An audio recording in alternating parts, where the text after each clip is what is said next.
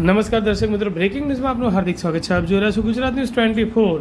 સરકારી કોલેજ સમીમાં નશામુક્ત ભારત સપ્તાહ ઉજવાયો.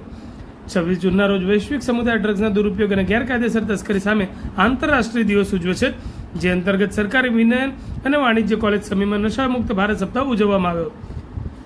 ભારત દેશમાં નશાકારક પદાર્થો અને કેફી દ્રવ્યોનો દુરુપયોગ અટકાવવા માટે અને તેની માંગ ઘટાડવા માટે જાગૃતિ ફેલાવવાના હેતુથી નશામુક્ત ભારત સપ્તાહ 17 જૂનથી 26 જૂન દરમિયાન ઉજવવામાં આવે છે, જે અંતર્ગત કોલેજમાં ચિત્ર સ્પર્ધા, સૂત્રલેખન સ્પર્ધા, વક્તૃત્વ સ્પર્ધા, નિબંધ સ્પર્ધા, પોસ્ટર નિર્માણ સ્પર્ધા અને શપથવિધિ કાર્યક્રમોનું આયોજન કરવામાં આવ્યું. તમામ સ્પર્ધામાં કોલેજના વિદ્યાર્થીઓ અને એનએસએસના સ્વયંસેવકોએ ઉત્સાહપૂર્વક ભાગ લીધો હતો.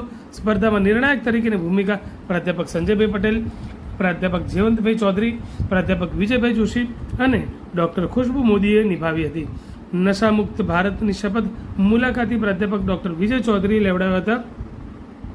કાર્યક્રમનું સફળ સંચાલન કોલેજના આચાર્ય શ્રી ડૉક્ટર ટીપી આનંદ સાહેબના માર્ગદર્શન હેઠળ એનએસએસના પ્રોગ્રામ ઓફિસર ડૉક્ટર જાગૃતિબેન કે પ્રજાપતિ, કોલેજના સ્ટાફ, મુલાકાતી વ્યાખ્યાતા અને એનએસએસના સ્વયંસેવકોના સહકારથી કરવામાં આવ્યું હતું.